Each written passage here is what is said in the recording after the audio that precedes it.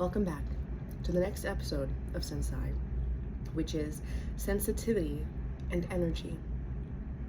Or last season, I had an episode called Sensitivity and Assumed Relationships, which was basically just about all of the relationships that we assume between what we feel and other people's intentions and things like that, right? We're assuming relationships to validate our experience or our pain or whatever it is.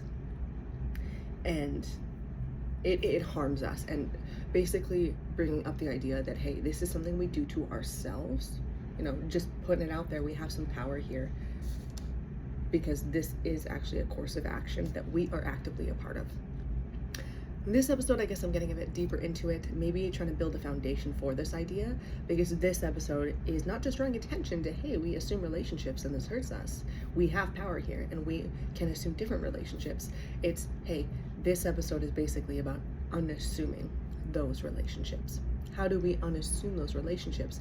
Because you could look at it and think, okay, I can see that this could be about that instead of this. Okay, you can hypothesize these things in your head, but how do you feel it, right? Like, what is the framework for why we should want to unassume those relationships, or how it's actually better for us, or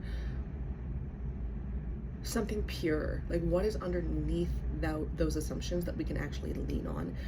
Because a lot of times, assuming those relationships has a very, very close relationship to the grudges we hold that I talked about last season.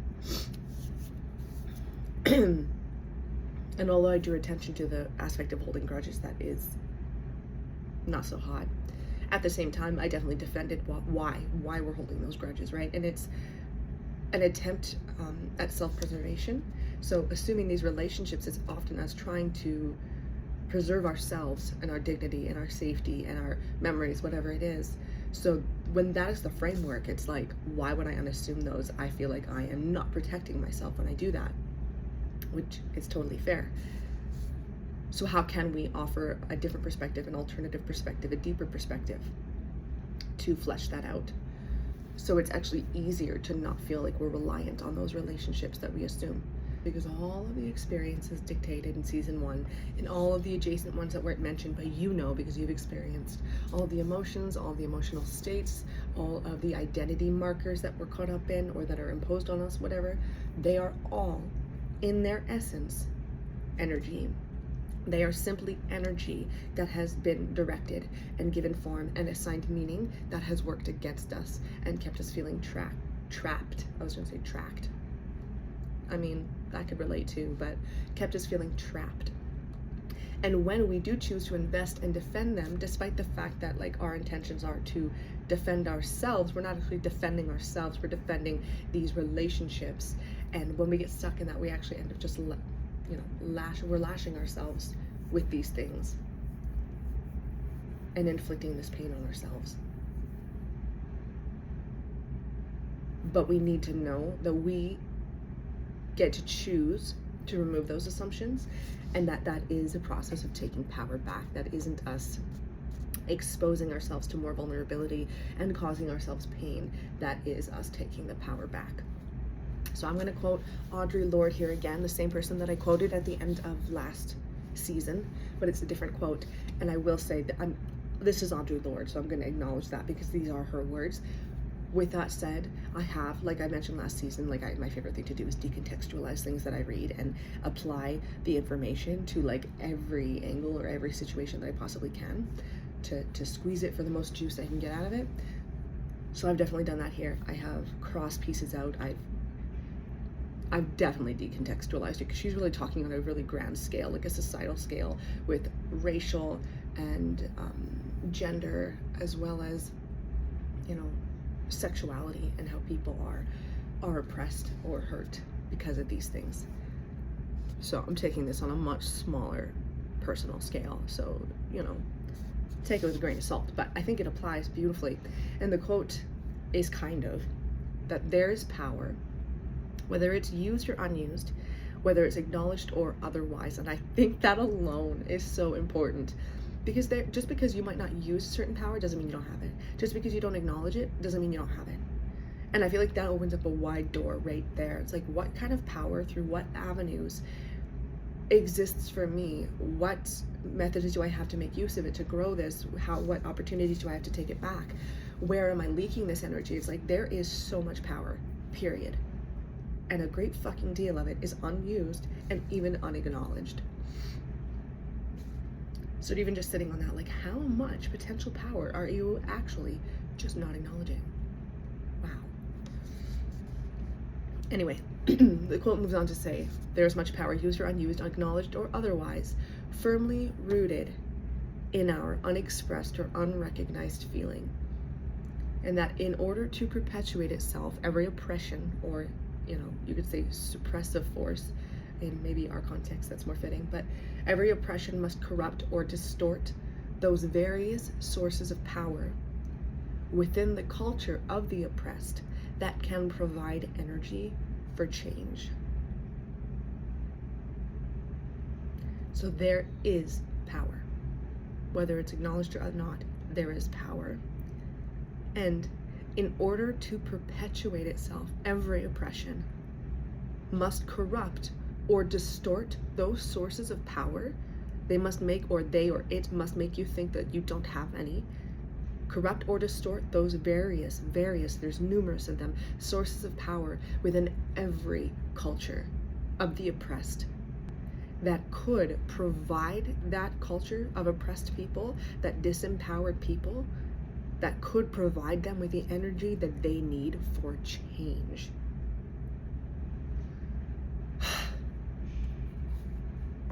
Just reading that makes me like so, I don't even want to say anger. It feels more like, I don't even know. A sense of justice though, a sense of something strong and rooted that quote makes me feel. That it's like, there is the power, there's various sources of power, whether they're acknowledged or not, there is so fucking much there.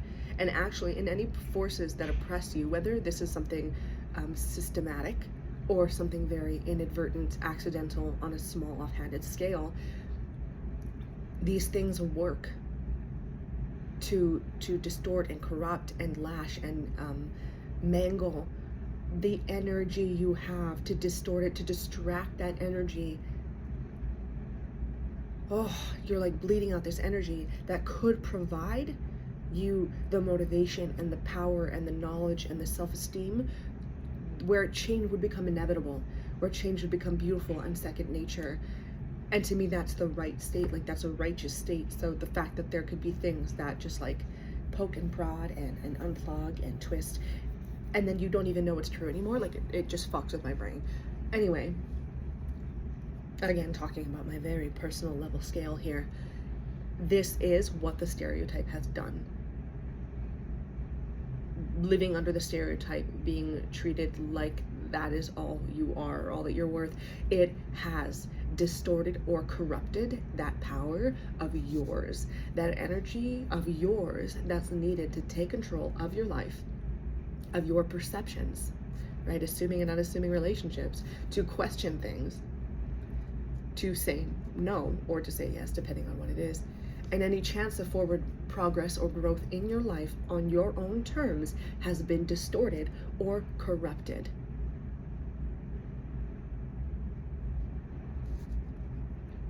And being a sensitive person, I hope that riles you up and makes you angry.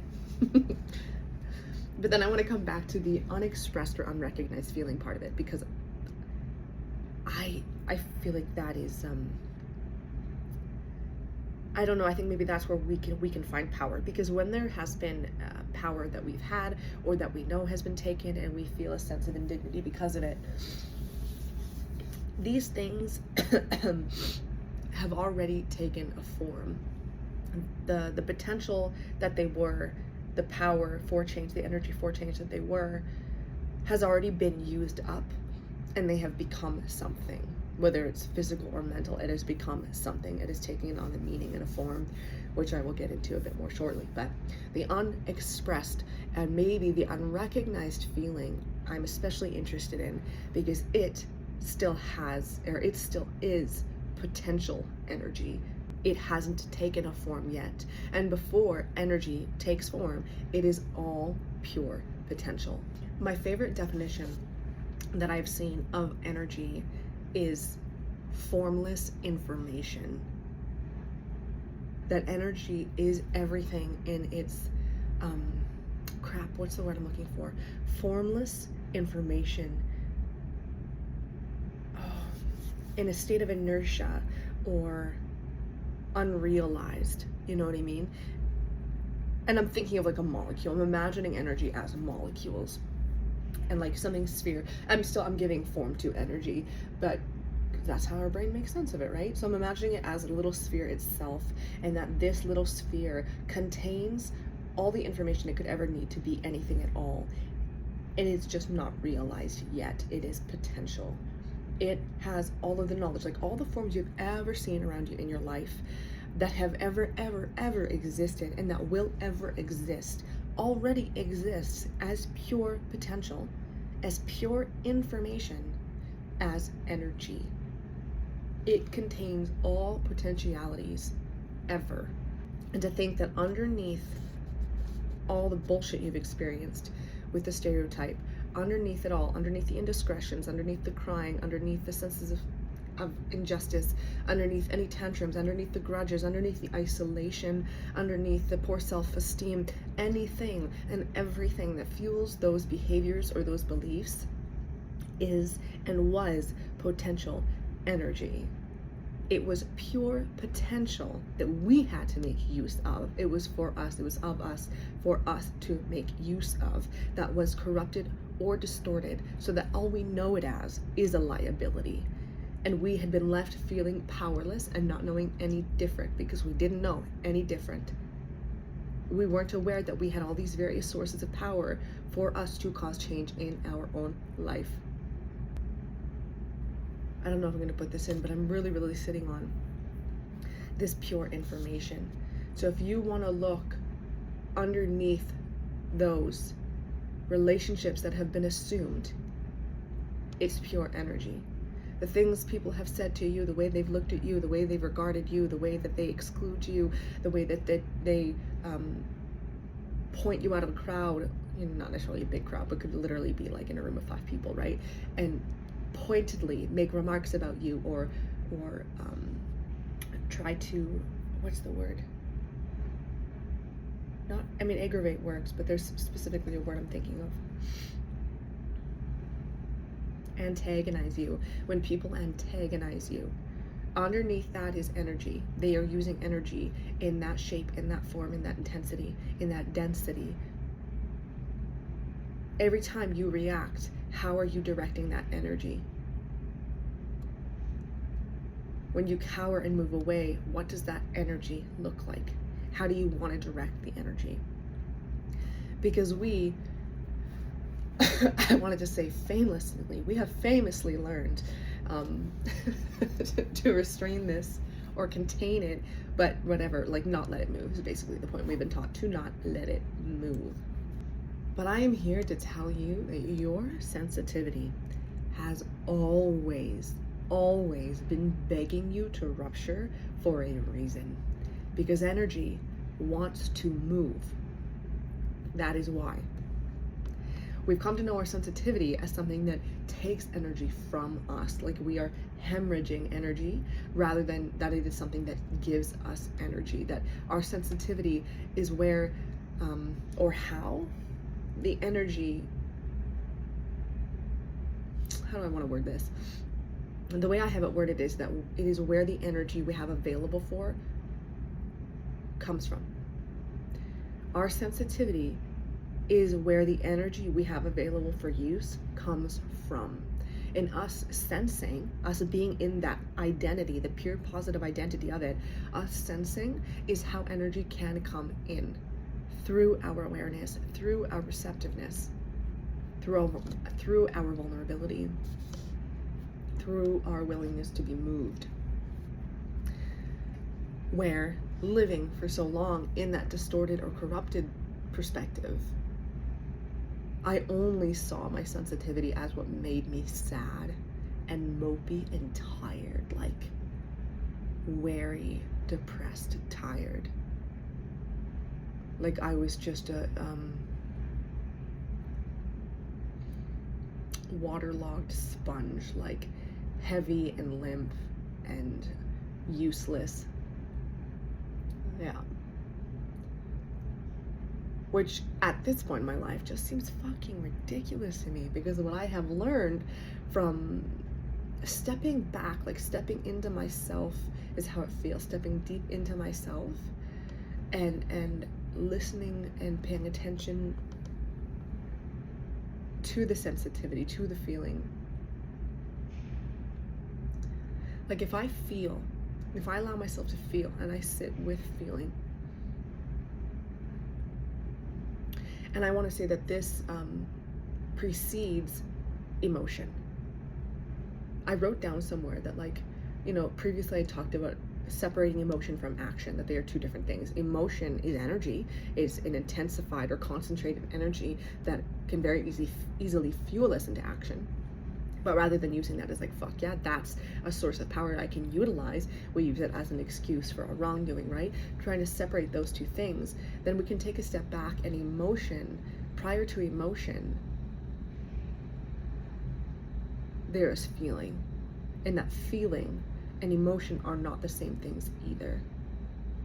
That if I can sit with feeling, and emotions can come from this, and ideas and words and images can come from this place, and the impulse to act, I can feel my body wanting to move in the form that it wants to take, or the action it wants to take, and the intensity, you know, you can feel all sorts of things.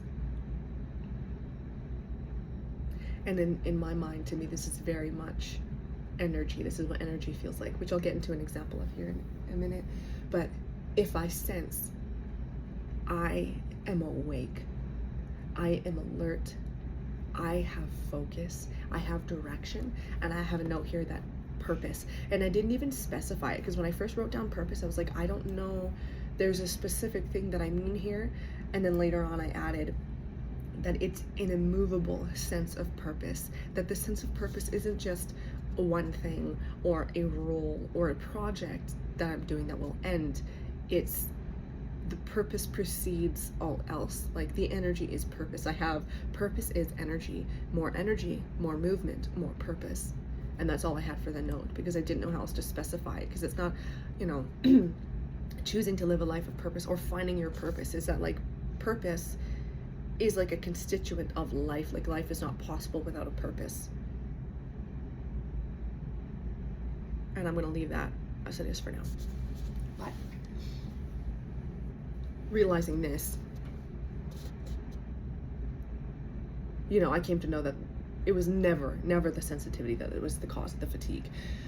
I mean, not the source of it, right? Like feeling a lot when you're going through a lot in life and you can't not feel it, that can be very tiring. But I mean, that's not necessarily a sensitive or a non-sensitive thing, right? That's just being human. Like that's high stress times, and that is hard on the body, right? But it wasn't sensitivity itself that is the cause of the fatigue. It's the misuse of energy, or not knowing that you had it, or not knowing how to use it, or that you could use it. That is what is so exhausting. And of all the things that we have modeled for us, we do not have a designated space to visit this, or contemplate this, or expand our idea of this, or how, you know, to learn or safely learn how to make use of that energy, how to get in touch with it, to familiarize ourselves with how energy feels, so that we can actually begin to distinguish what that pureness and what that potential feels like,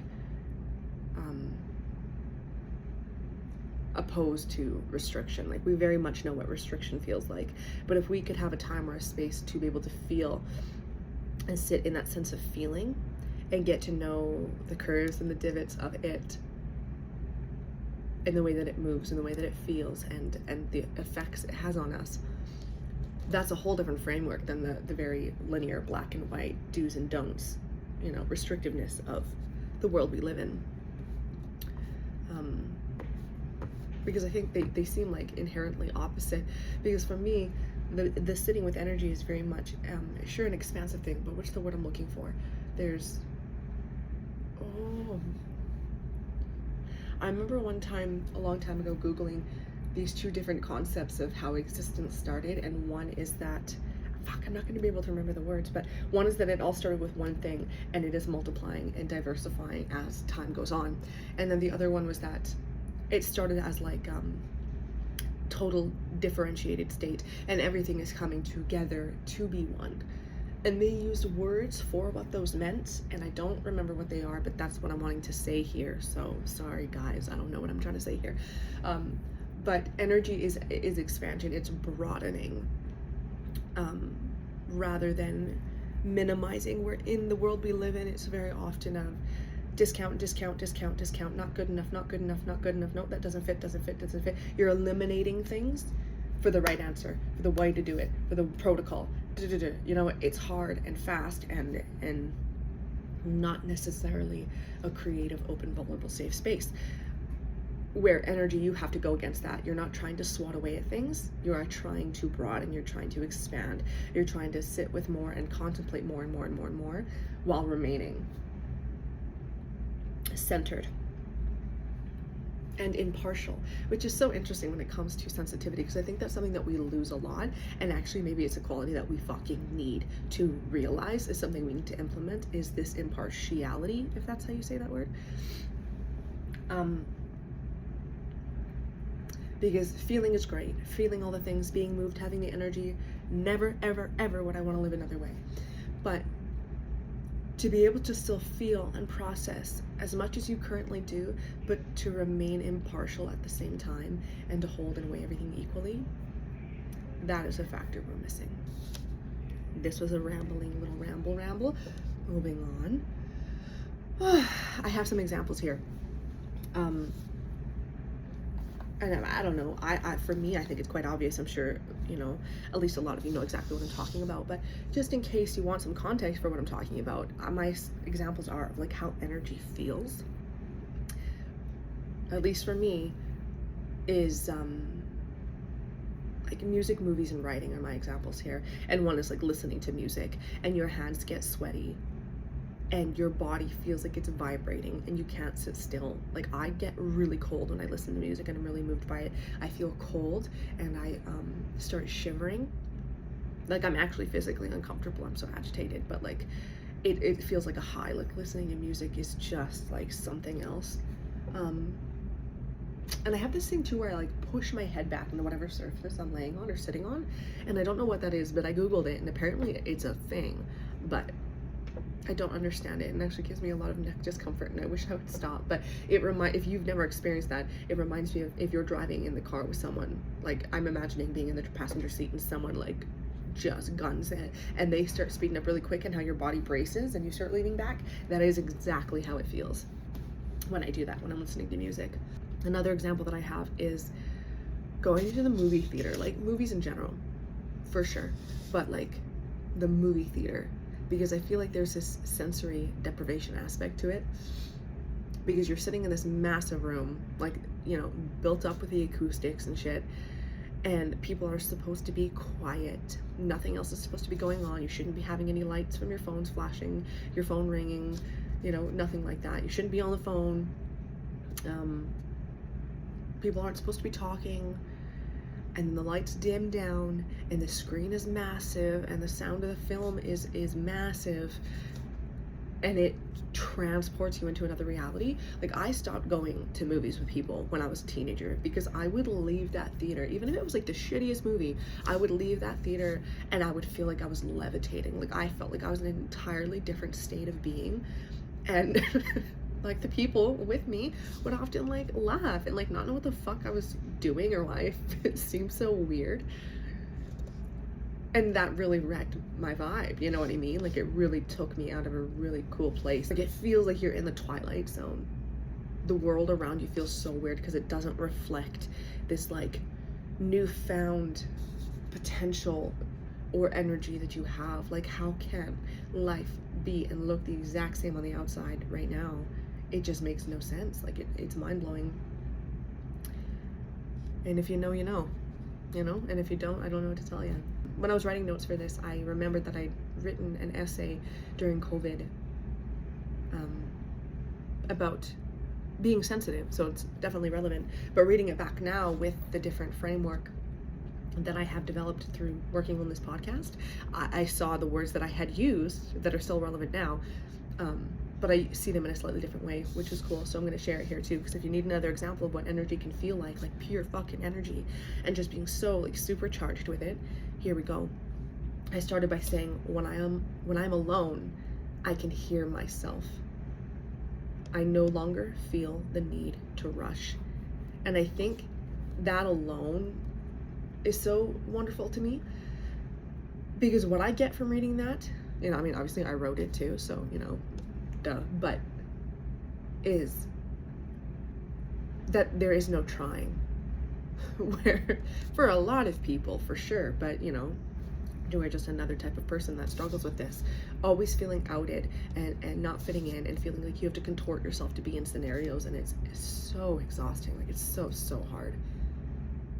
Oh, see, the misuse of energy is what's so exhausting. It's not the energy, it's not the sensitivity itself, but that there's suddenly no trying. When I'm alone, I can just instantly, I can hear myself, I can make sense of myself, and that constant rush and go and trying to anticipate is no longer a thing.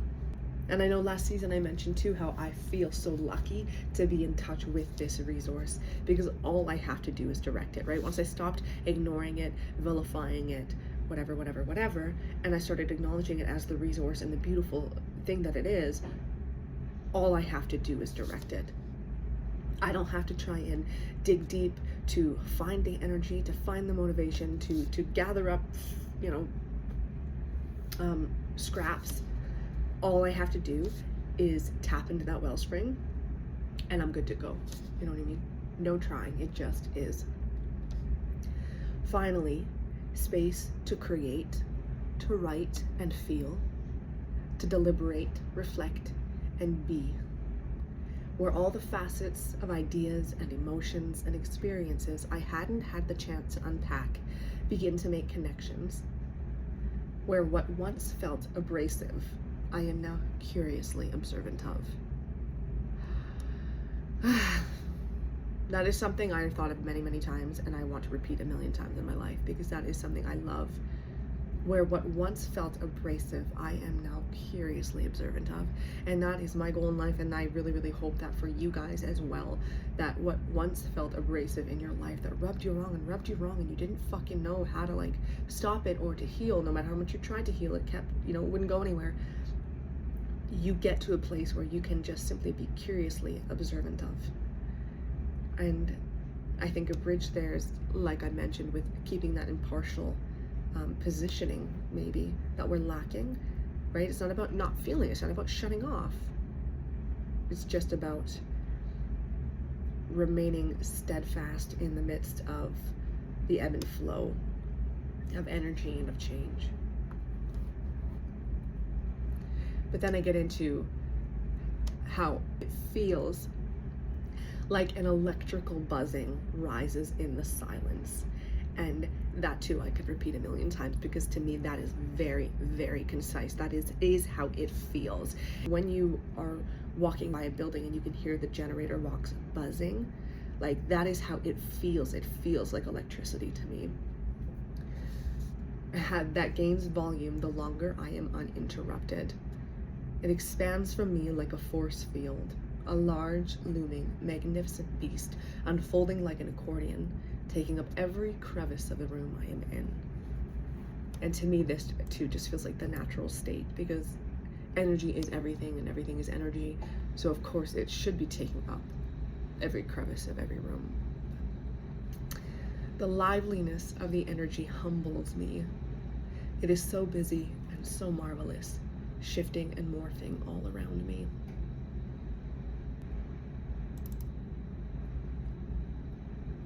So busy, so marvelous, liveliness, you know, and the electrical buzzing, like it's invigorating and it's lively. But I like here, because above I said there's no need to rush, and at the same time that the energy is so busy. So it's so busy, but there's no need to rush. Like, it's playful. It's so busy, it's so lively, it's invigorating, it's playful. It's such playful energy, and it feels so safe. And that is what the wellspring feels like. That is what being sensitive feels like. And for other sensitive people, I would love to hear your opinion on this and see if you feel the same way, because I sure do. That is what it feels like to me. That is the pure potential. That is what it feels like to sit with energy.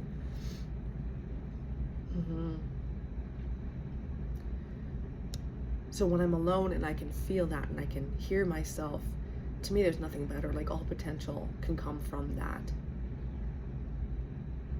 And when you go out in the world and it doesn't reflect this, that is very disheartening. And not only when you go out and it doesn't reflect it, but when people see aspects of it and it's looked down upon or minimized or made into an oddity, that hurts. Because to me, this literally just feels like life force. And why would you not want to feel that? You know what I mean? It is not a shortcoming. You know, you hear the saying of, you get what you give. Like, you get out of life what you put into life. And to me, this directly applies to that.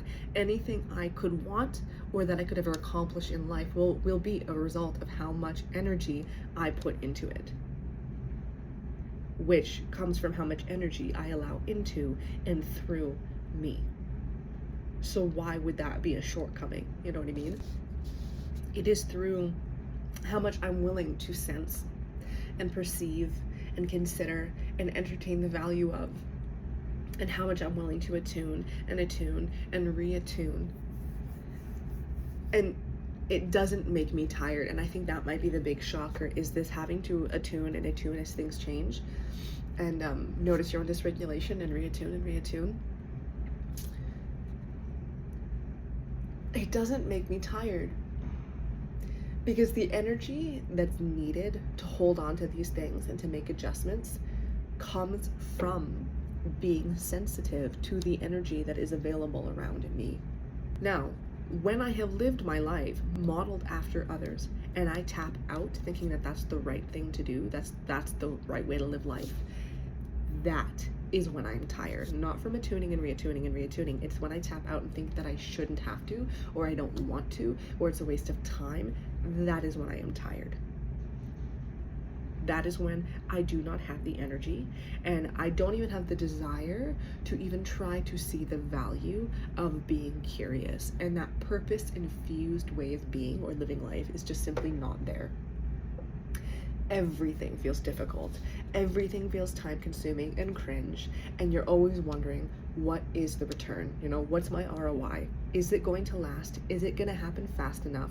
How much of an impact is it going to have? Will it be enough of one to make it worth it?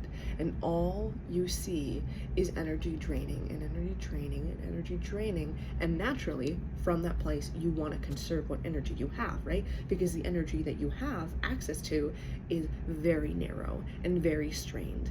And from that place, living from that place, I literally do not have the sustenance I need to think clearly and brightly, or to move with certainty, to have any sort of resolve, to commit to anything, to consider different perspectives, or, you know, relationships, you know, instead of assuming one, considering different ones, to create, to hope, to try again, to be unfazed by failure, etc., etc.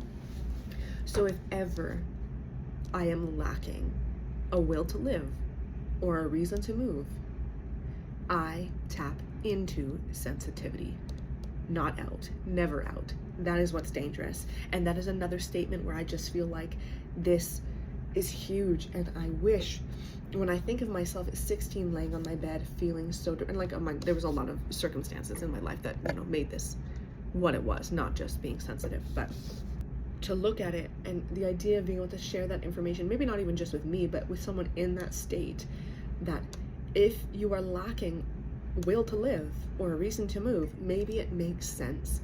And maybe the answer is to tap into sensitivity, not out. That tapping out, what we've always been told to do, is actually incredibly dangerous. It hurts us. It's not right, it's not correct, it's not best, it's not sustainable, it's not mature, it's not forward thinking, it's not successful, it's not sensical, logical, it's nothing that it's been painted to be.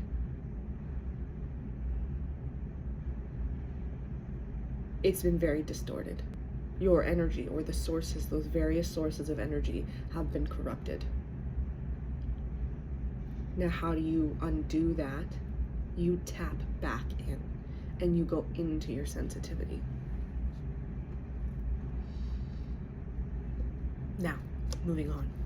If energy is formless information, we're going to talk about the flip side, formed information, which is distinct, concrete, and I have unchanging, but that's actually just not true at all. Everything changes, but we conserve it. It's almost like another way of erecting those monuments. We don't want it to change, so we act like it doesn't. Right? So if energy wants to move, forms don't move. They are solid. An example I have of this is facts. Facts change. As more information becomes available, facts change, right? But people hold tight to the idea of facts. Well, that's a fact. You're not looking at the facts, but facts can change over the time. You know what I mean? But so it's not, I feel like it's less about the actual facts. So a lot of times even facts, they become outdated, right? Like the public is reiterating facts that have actually been disproved, but because they're a fact, they just cling to it because of the idea that they're facts, and facts are formed, they're concrete, they're, if energy wants to move, forms don't move, they are solid, and facts don't move, they are solid. Another example, which is probably the most obvious one, is objects. Literal objects are forms, right? But what's more relevant here is a couple things, but mental constructs, right? Any beliefs and ideas and images, whatever. But the two examples I have here specifically are beliefs, because again, tied into that monuments. How I mentioned last season that we try to erect monuments to conserve our experience, to make it seem like it's important and it matters, because it's a form, it's a fact, it's real. You can touch it if it's a monument, you know what I mean? Rather than just someone's subjective experience.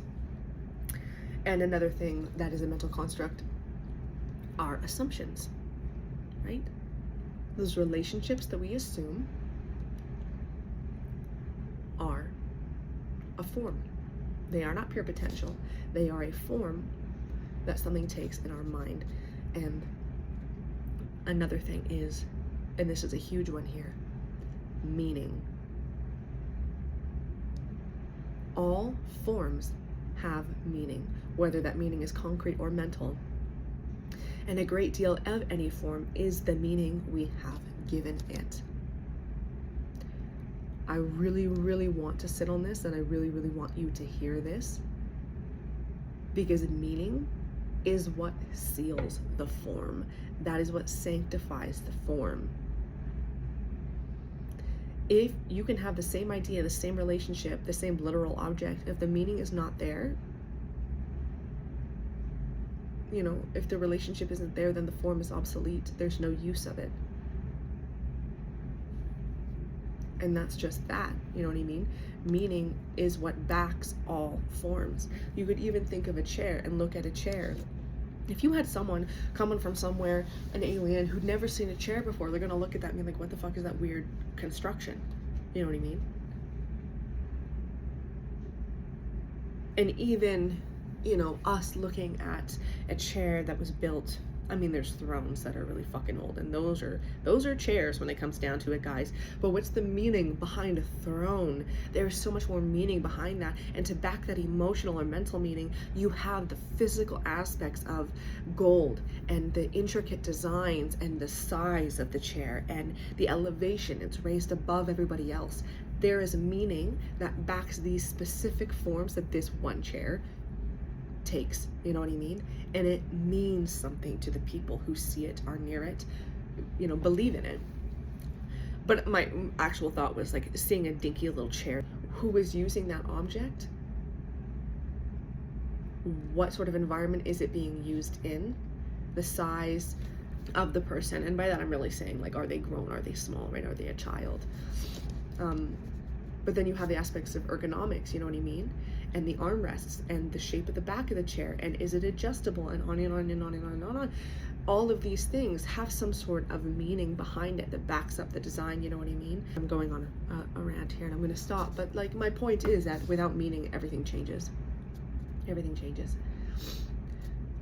Moving on. I'm going to get more into meanings because I think that they're incredibly important, but I have designated a spot later on for it, so I'm going to shut the fuck up now. The next example is emotions.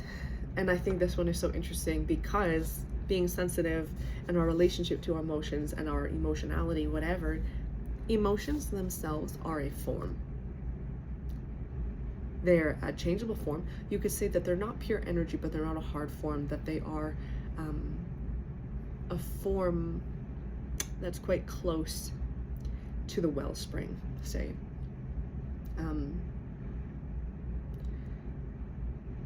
Because they can be quite finicky and prone to change, and yeah, they can be altered. They can be altered, but they are a form. And although that they can be quite changeable, when we assign meaning, which we do, when we assume a relationship between our feeling and that other thing, which we often do, the emotion instantly becomes less moldable. And that's a damn shame, because we want emotions to be moldable. They're meant to be moldable. They are just like, I imagine, like notifications or little downloads of like the most current information. Basically what I'm saying is that forms are anything that are or that feels insurmountable, because they are basically the same thing. If something feels insurmountable, then it is insurmountable to you. Is that unchangeable? Not in the least, but it appears to be insurmountable to you at that time. Whether it's tangible or not, whether other people see it or not, whether it makes sense to us or not. Forms are anything solid which you cannot pass through. It's anything that restricts, redirects, or blocks an otherwise open path. And a lot of times, things that in one, frame of mind would not restrict you in any way, shape, or form do. Why? Because of the meaning assigned to it.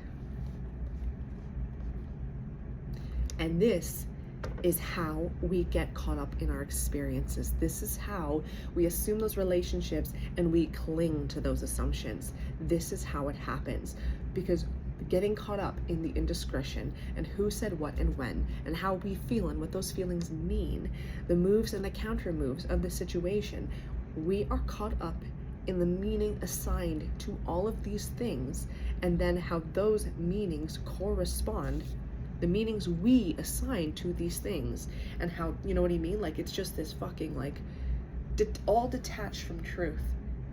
There's an experience, we give it a form, we attach a meaning, it seals the form, and then we have this, and the way that it interacts with this and this and this other thing, you draw or assume relationships between these things based on the meaning attributed to the blah blah blah blah blah. It's boring and a fucking mess, and who fucking cares? Like, we have so much shit we could do with this energy, and yet we use this energy, I want to say we afford these things, this potential.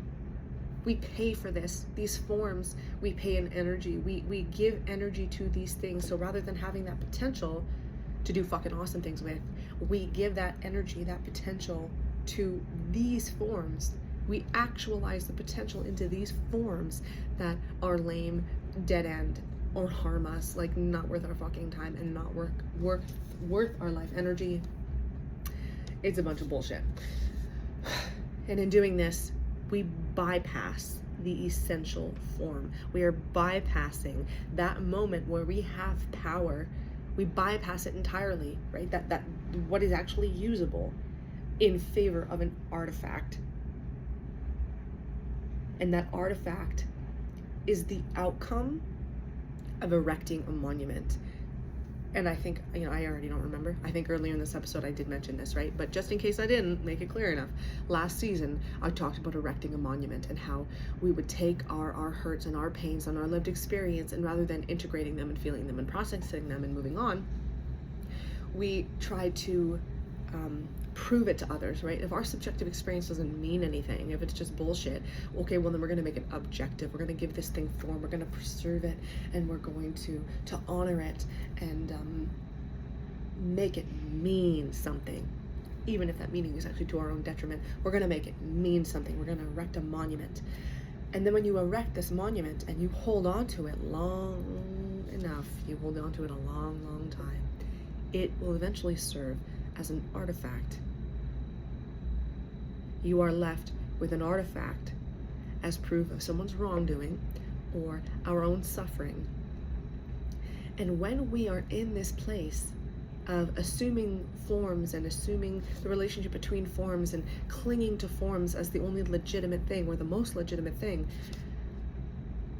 we end up just living in a museum full of artifacts that are too holy to touch, and the experience is incredibly restrictive. I'm thinking about a lot of things, actually. The room of requirement, a room towering full of shit, artifacts that you can't see above, you can't see around, and you don't know how to get out of.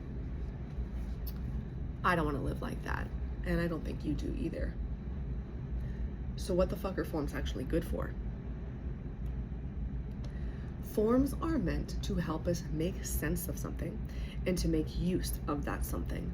That is what they are good for. You take something vague and impressionistic, unstated maybe, and perhaps scary, and you recognize what it is that you need.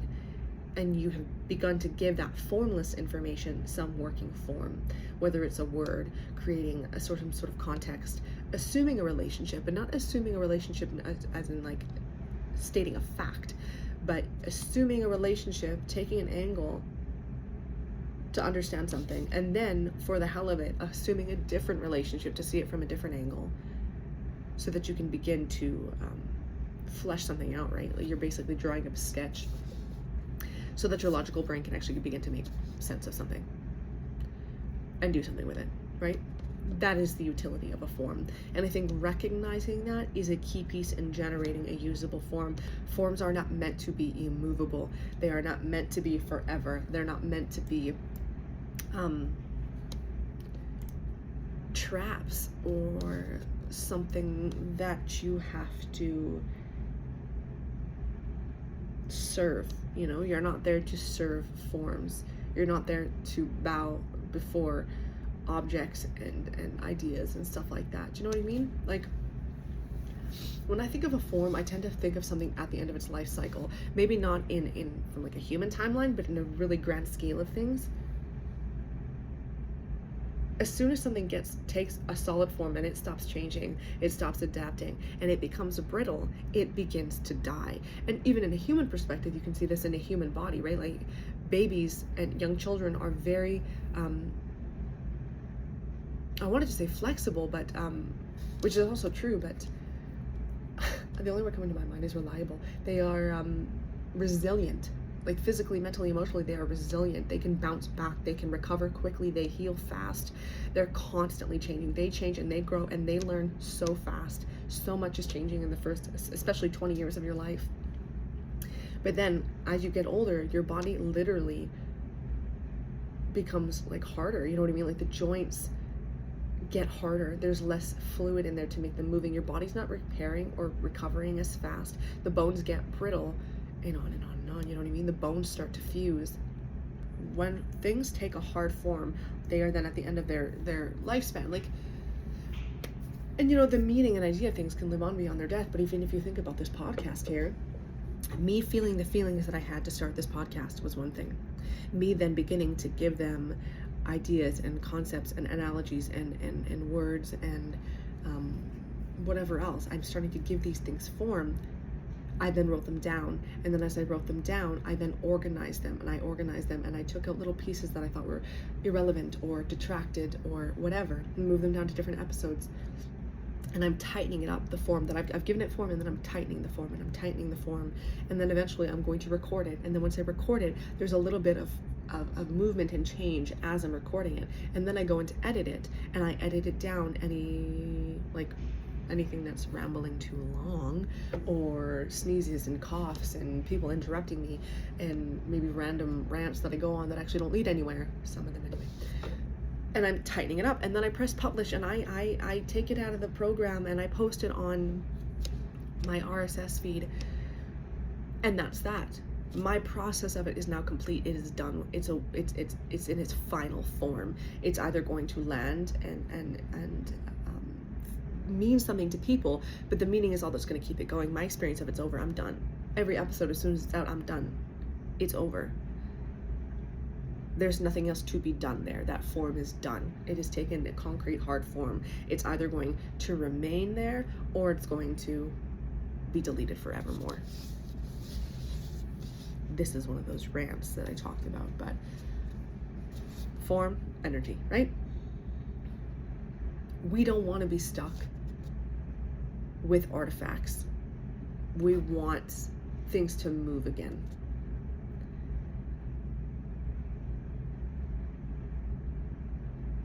Your goal is to process your experiences and allow yourself to move, allow them to move through you, and allow yourself to be made anew, right? Rather than memorialize it. And doing this is how we get to then free up that energy again, free up that potential, and then use it toward greater things that can actually serve us a hell of a lot more. And isn't that what we want? Like, life is hard and sad and shitty and all the sorts of fucked up things, Don't we all want to make the most of what we have? And there's a lot more that we have, right? Whether we want to acknowledge it or not, there's a lot more that we have than we think. And that is power. That is literal power that you have, whether you claim it or not. My goodness.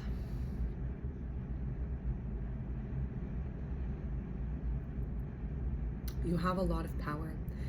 And there's a lot of ways that we end up wasting that, because we don't know any different. We don't believe that there is any use. We think that it's selfish or self-indulgent or not our place, not our right. Why should I if they can't? And I don't want to draw attention to myself. I don't want to make them feel bad if I do something and they don't. We're caught up in a lot of forms. And I'm not trying to say that the meaning is invalid or they don't have a beautiful lesson within them, because that would be silly. I think that they do, absolutely. But I just think there are a lot of ways that we hold ourselves back, that we just don't need to, that there's a meaning attached to these things that you just don't have to hold on to. They're not of service to you. They're not of service to anyone else. They're not actually protecting you. You know what I mean? Like, it's just, I don't know. I could ramble on forever here, but I will say one more thing, and that's just that when I was in school for massage, there would be, days where we'd kind of tie into, I promise this is relevant to the topic of today, I promise. Bear with me. Outside of the core curriculum, we had days where we would be exposed to other adjacent treatments or therapies that could influence the direction that we took in our career, right? You can work in clinics, you can work in hospitals, you could work at rehab centers, you could work at spas, or energy work. So one day we had a medium come in. There was actually a student whose mom was a medium. I don't actually know what she called herself. I'm pretty sure she was a psychic, I think, but I feel like there's a lot of words you hear in this sphere, and I don't know what the distinction is between them. But so if I'm mistitling you, I apologize, Shandi's mom. But a medium came in, and she did, I think it was like a group meditation with everyone, but then she did an individual reading of each person. And I literally have thought about it so many times over the last 8 years. I have talked about my love for language and words and reading, and how in it I found a lot of the insight and the modeling that I needed, that I didn't see in my day-to-day life. I would find words that were just like, precisely what I needed. They were precisely what I wanted, and I needed that language. I needed those forms, that framework in my head to make sense of my experience and do something with it. And thank God for Shanti's mom, because she did that again for me this day with the word persecution. I just remember her saying, anything that you want in life, anything that you dream of having, of achieving, of accomplishing, anything that you dream of moving beyond, like, or any ideal of who you think that you are, or parts of you that you know are real, but they aren't actualized yet. Almost like dismissing it, like it's like yeah, that is what it is. Like there is no discussion of your worth or the practicality. Like, they all exist, they can all happen. Like, it's irrelevant. Those are irrelevant.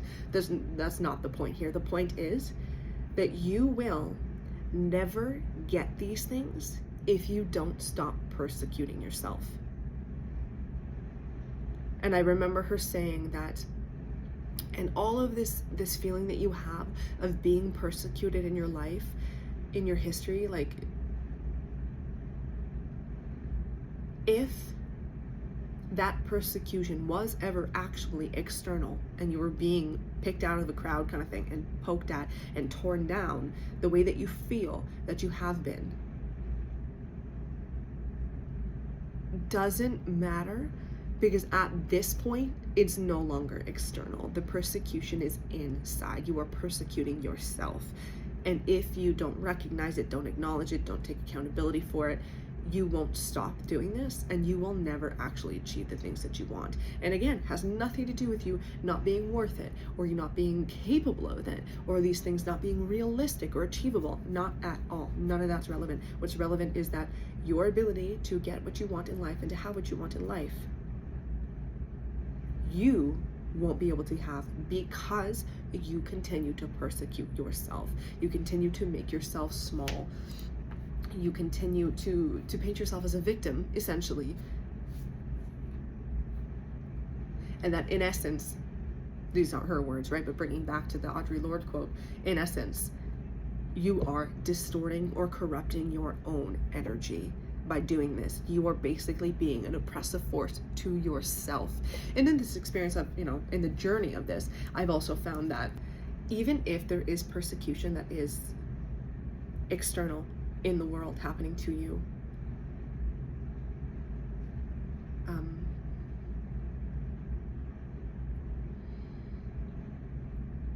if you are not also corrupting yourself, that shit can't affect you the same way.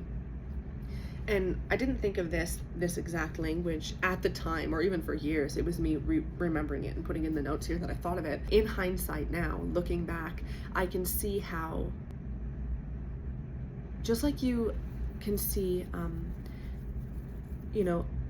a kid getting bullied or something, and their friend is scared of being bullied themselves, so they detach themselves from their friend so they don't get bullied. And in some circumstances, they will too begin to bully their friend to try and, for self-preservation, they're trying to protect themselves.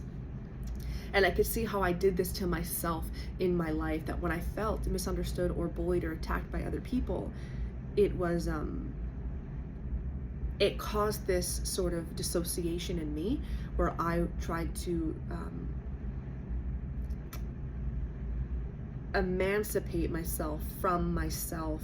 So when other people would insult me or whatever, I would feel the need to almost turn against myself.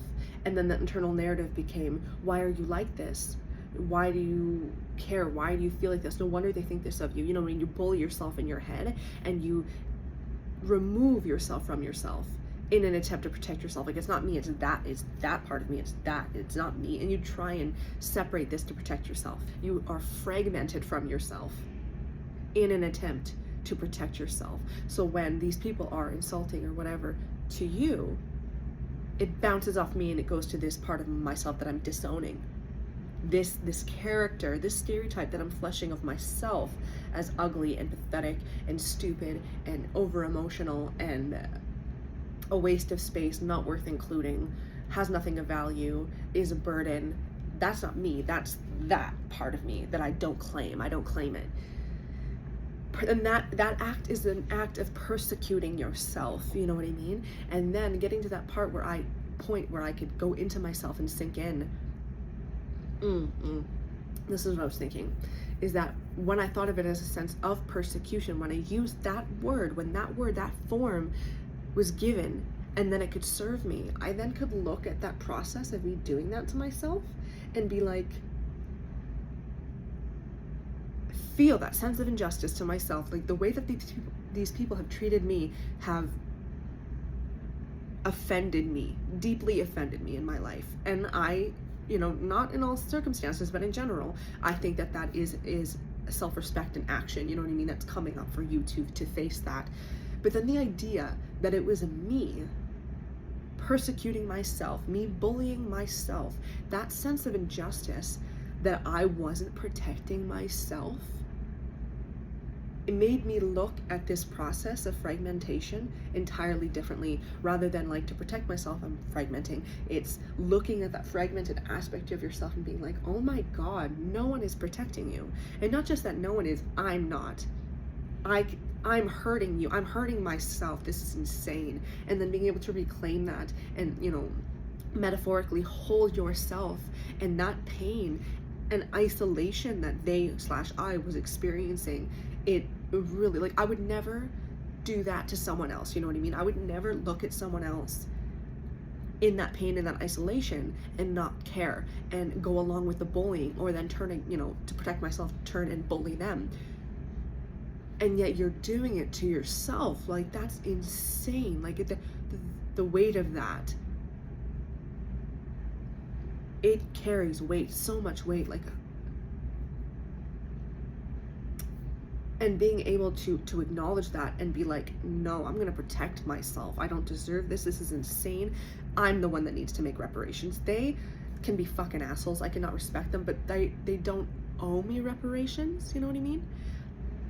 And I can make my judgments based on who I think that they are and what value I think they have in my life, and what influence I afford them, you know what I mean? And how they choose to come back and potentially apologize to me, or how they handle it in the future, how I see them treat other people. This will influence what respect I have for them, sure. But they don't owe anything to me when it comes down to it. It might be nice, maybe they should, but they don't owe anything to me.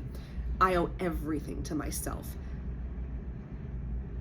I had a fuckload of reparations to make. And making those reparations and inviting that wounded, like, you know what I mean? Because I almost persecuted every wounded part of me. So if you're looking at a personification, at least in your imagination, you're personifying these aspects of you as a separate part of you. They are a personification of all the most wounded parts of you. And just to see how hurt they were, and sad and worn down and in mental and emotional poverty, I am the one to fix it. I'm the only one. I'm the best one to fix and repair that. And that made me feel so powerful. I was no longer on the hands of other people, waiting for them to fix things or apologize to make me okay. I got to do that for myself. Which is so beautiful, because in a fragmented place there is no balance, where when you can take that wounded aspect of you and bring it back in and hold it and give it regulation and connection and validity and a place to belong and to be of use, the parts that were cast as weak and pathetic and futile, you get to see those aspects in their own right, and the beautiful qualities and capabilities that they bring. And when you can create a safe space for yourself where that can open back up, you then are able to integrate, you know what I mean? Those parts, that puzzle gets to be complete, it gets to be balanced again. And that is beautiful beyond words. So I'm not going to try to find words anymore, but I was imposing a form, or many forms, that was distorting or corrupting my own ability to cause change in my own life. And that is where my power lies, right? So I invite you to ask yourself, how are you using your energy?